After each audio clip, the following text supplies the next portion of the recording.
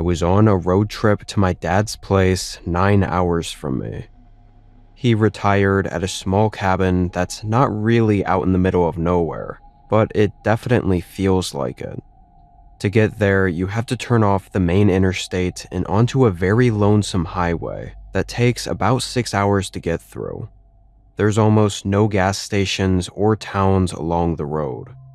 I'd made the drive probably 3 or 4 times before. I was driving on that long, barren section of the highway. It was around 2 in the morning. Because I was making the drive overnight, I hadn't seen any other cars out since I'd turned off the interstate. I think I was about an hour and a half down the highway when the energy drinks were starting to have their effect on me, and I needed to take a leak.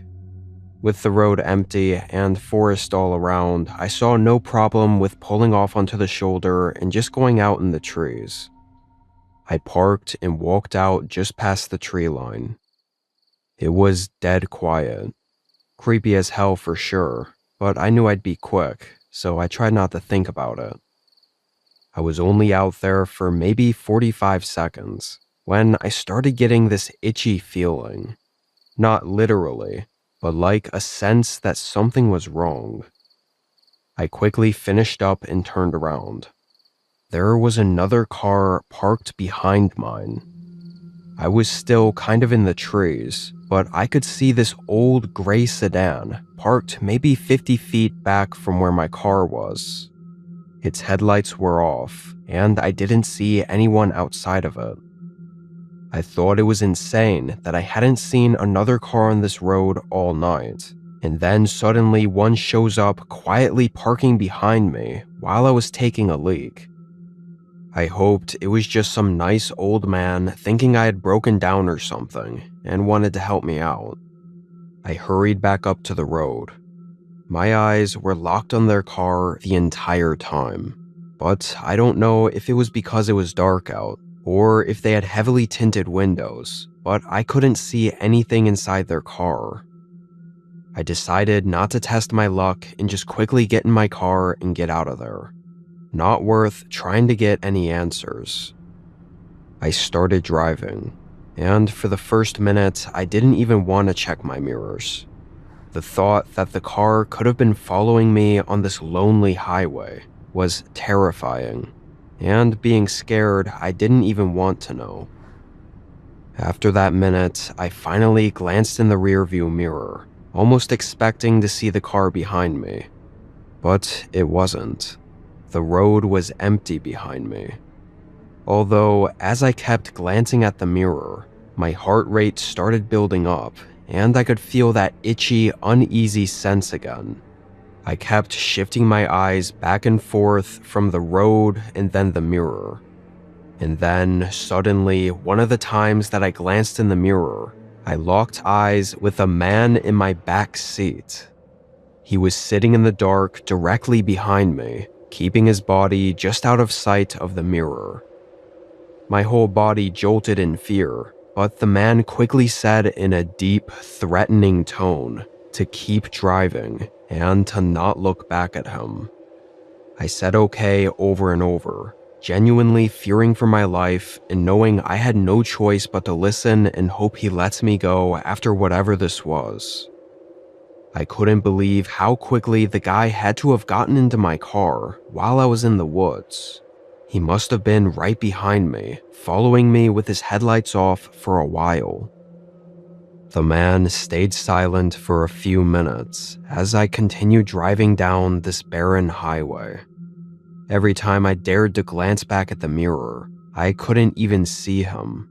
It was pitch black back there, and I could only see his shoulder hardly sticking out past the seat.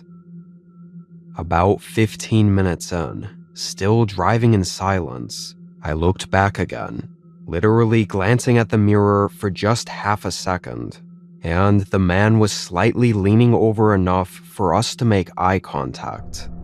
It was like he was already staring at the mirror, waiting for me to look. The instant I did, he screamed at me to not look back at him. His voice was so loud and deep, it honestly didn't even feel real, like it pierced my ears by how angry he got. I thought after that, I for sure was dead. I didn't know what was going to happen at the end of this, but I was absolutely positive now that he was not going to let me go. And not 2 minutes later, he suddenly told me to pull over. He directed me to keep going off the shoulder until the car was fully off the road and basically inside the forest, deep enough that I'm not sure anyone on the road would be able to see my car, even if someone did pass by. He then said in an eerily calm voice, "Do not look back." I was shaking, keeping my wide open, terrified eyes staring down at the steering wheel. I felt the man move around a bit. Then I heard the back door open. That horrible gut feeling got even worse as I heard the man get out of the car. And then in the corner of my eye, I could see him step up to the driver's side window. I could feel his disturbing presence as he stood out there, right beside me, probably staring at me. But I kept my eyes locked on the steering wheel, not daring to look. After 30 seconds, he walked away from the window and toward the back of the car. I felt the car shake a bit, like he might have gotten back into the back seat. I didn't hear any footsteps or any other sounds at all. The back door was still open too. I never heard him shut it. It remained silent for a whole 5 minutes. I didn't know if he was right behind me or if he was outside the car still, but I was so scared to look. And when I finally shifted my eyes over, I didn't see him. He wasn't in the car, and he wasn't outside the car. I didn't see him in the woods either. It was like he just vanished without even making a single footstep. I put the car in drive and got the hell out of there. I spent the next 2 hours checking my mirror every 10 seconds before finally getting to a small town where I could inform police and recollect myself. But I assume when the cops went out there, they didn't find anything because I never received any follow-up calls. It's even more eerie that I never even got a good look at the man because he was covered in shadows the entire time, not allowing me to look. I don't know what happened to me on that road, and I'm really not sure I even want to know. All I can say is that I'm sure if I had looked back at him, I probably wouldn't be here right now.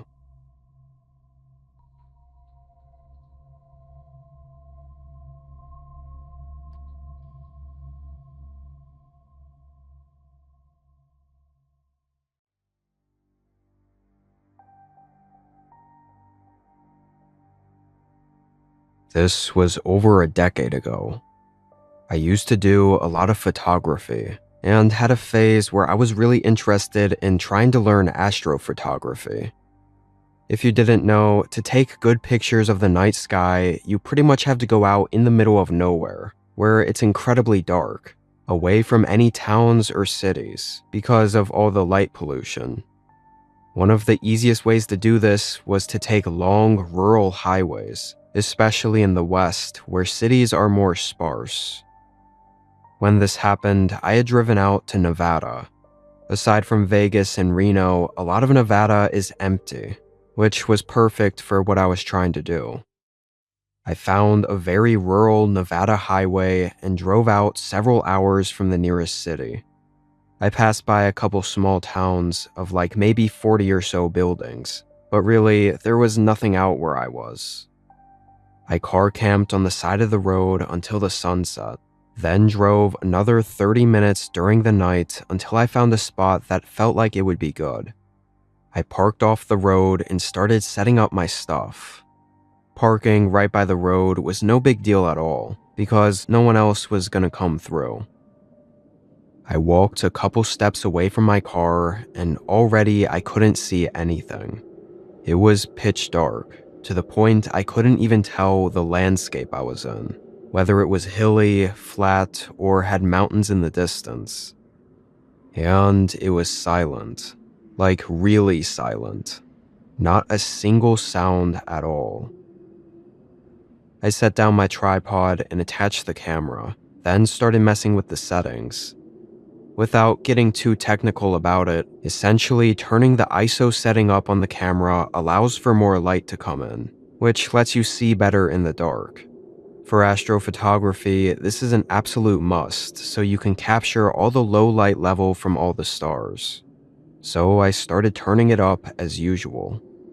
I still had the camera on the tripod facing forward, but as I was turning it up, I started to see something on the screen. I knelt down a little closer and continued raising the light levels. The image was fuzzy and still very dark. The landscape in front of me looked like flat desert, with some dry brush scattered around. But it really looked like a figure was standing in the dark, just 30 to 40 feet in front of me. I looked up from the camera, but it was genuine darkness. Couldn't see any shapes or anything. So after a moment, I looked back down at the screen. It was gone. I was absolutely sure whatever that figure-like shape was that I had seen was not there anymore. I physically jumped back and stared at the darkness, eyes wide open and listening for footsteps or any sounds of anything moving. To be clear, by this point, I was not fully convinced what I saw was a person. Yes, the shape of the figure looked like it was the silhouette of a person, but out here with no other parked cars or anything, it was just so unlikely that I still thought it must have been something else. Maybe an animal or something that just looked off in the dark. After a moment of hearing nothing but dead silence, and again not being able to see, I quickly stepped forward and grabbed the entire tripod with the camera, then started using it to look around. Everything was very grainy, and I didn't see any other shapes or movement. It was just that flat desert landscape.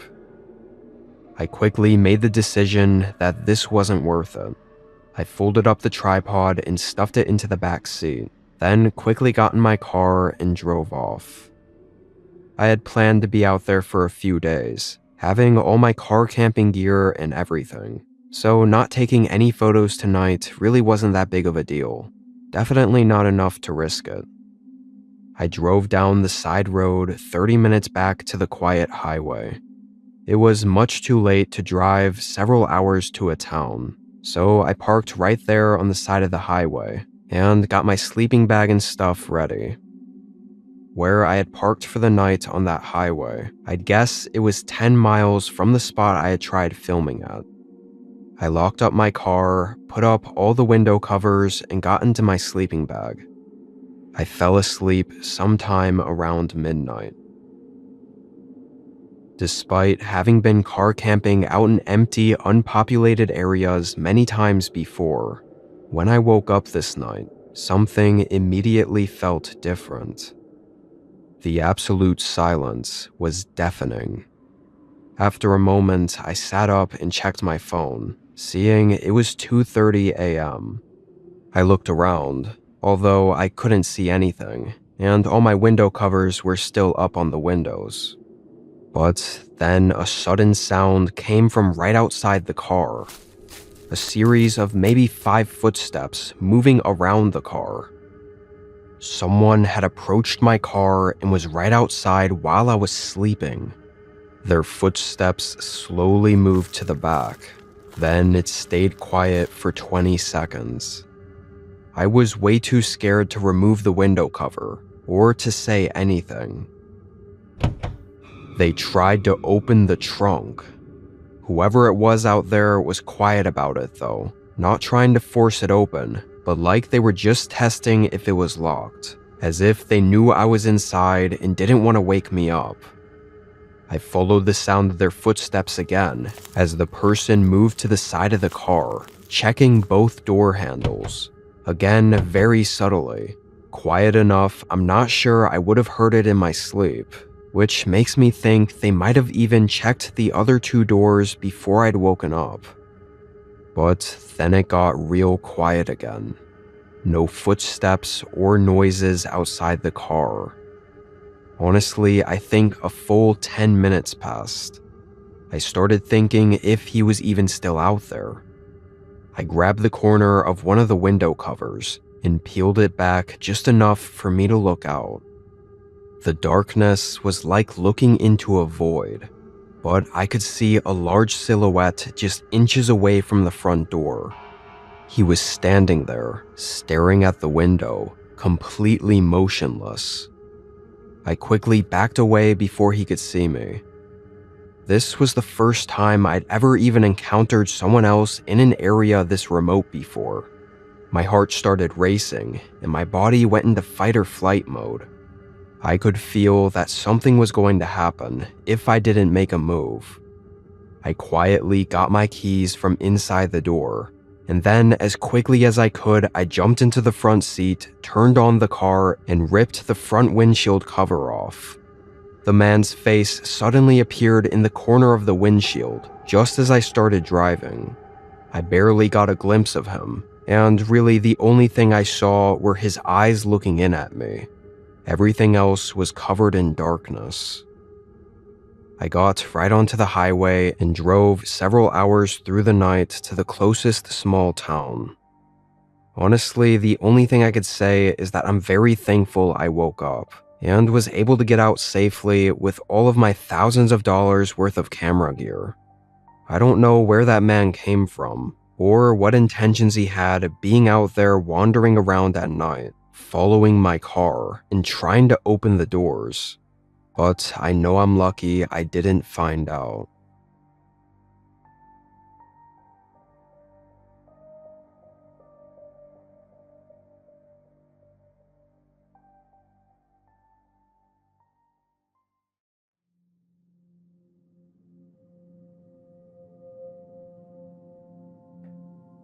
This happened in early 2019, when me and my then boyfriend Connor were on a road trip. We didn't do a good job at all on planning the drive out. We knew all the hotels we'd stay at and what we'd do in all the cities we were visiting. But we both had figured the drive would be something we could quickly look up directions for on the fly and not worry too much about it. This proved to be a big mistake. On our last day in the city, we left around 6 p.m. to begin our drive back home. It was about a 3-day drive. At what I'd say was around 11 p.m., we got onto a part of the highway that was very remote. Our phones were having trouble connecting to any cell towers, and the amount of cars on the road with us almost immediately went to zero, which should have been the first sign that something was wrong. It goes without saying, we didn't know the area either. We were just driving through and had never taken any of these roads before. And it was about an hour down this highway that things started to feel off. The GPS we were using hadn't had any service in probably 30 miles, so we didn't have any directions, which wouldn't have been a problem if the road stayed straight like most highways we were familiar with. But this highway started to split off into different roads, and just did not feel like it was taking us anywhere near where we were trying to go. The roads seemed to only get more isolated and less maintained. And after it forced us to merge and turn several times, we realized we were lost. Even turning around and going back would have been hard to guarantee, because of how many times we've turned and merged. Connor pulled off the road and we tried thinking of what to do. The part of the highway we were on was basically a one-lane road through nothing but dense forest, the kind that nobody lives in. We tried every device we had to see if we could get any sort of signal, or even a glimpse of the map to see where we were, but we had no luck. We were there for maybe 10 minutes, still discussing what the plan was, when Connor suddenly whispered, "What the f?" I looked up at him and saw he was looking forward down the road. There was a man walking toward our car. He looked, I guess, like a regular dude, but obviously him being on this road, which we hadn't even seen another car on, was a pretty crazy coincidence. As soon as we saw him and the man could see us, he smiled and waved, then stuck his thumb out to show he was looking for a ride. Me and Connor only had like 30 seconds to figure out what to do before he was at our window. Connor wanted to at least ask for some directions, or see if he could help us, but neither of us wanted to hitch him a ride given the strange circumstance. Connor rolled his window down and waved for him to come to the driver's side. He asked the man if he could tell us what road we were on, or point us in the right direction. The man nodded and said we were just outside of a small town, which was where he was headed, about 10 miles down the road. He told us that we should have service once we get there, so we'd be able to figure out the rest of it. And he asked if he could get a ride if we were going that way. Connor looked really reluctant, but quietly said sure. After he'd agreed, the man's smile grew wider. It was almost inhuman how wide and teethy his smile got, like it actually sent chills through me. But before anything could happen, he opened the back door and got in. I don't think Connor saw or noticed the weird shift in his smile, and I couldn't tell him obviously because the man was right behind us, so I stayed quiet. And I can't say I blame Connor for agreeing to the ride, because the man was being helpful to us, and so it seemed really shitty to say no to a 15-minute ride down the road straight to his face. Once the man was in the car and we started driving, it got real quiet. No one was talking anymore. The silence only made me feel worse about things. Something did not feel right about this guy. I felt uncomfortable knowing he was back there, probably looking at us. And every time I glanced back, he had that same wide, creepy smile.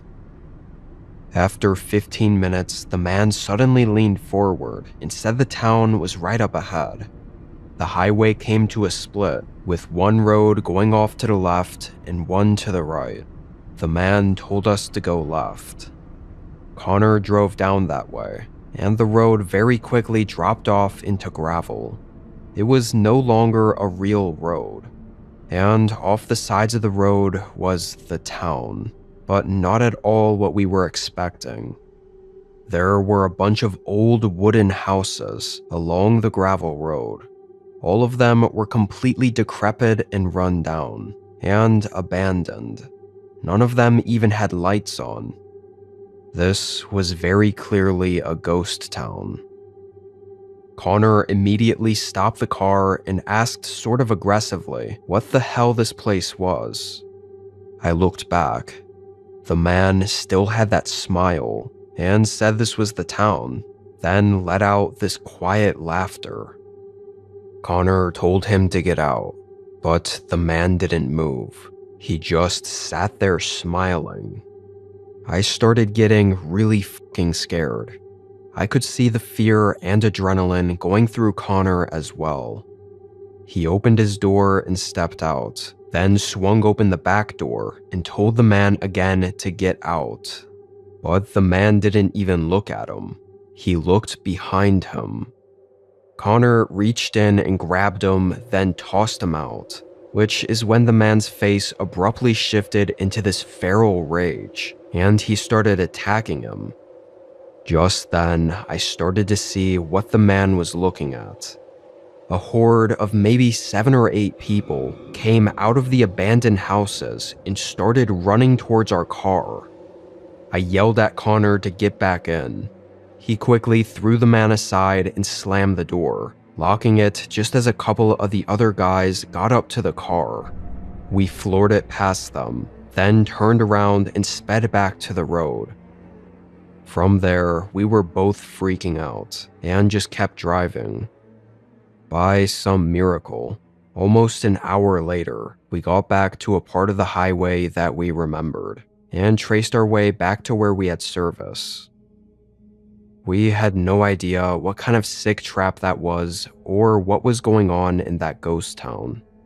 After the road trip, we tried using Google Maps to figure out where we were and to find what and where that ghost town was, but we couldn't find it.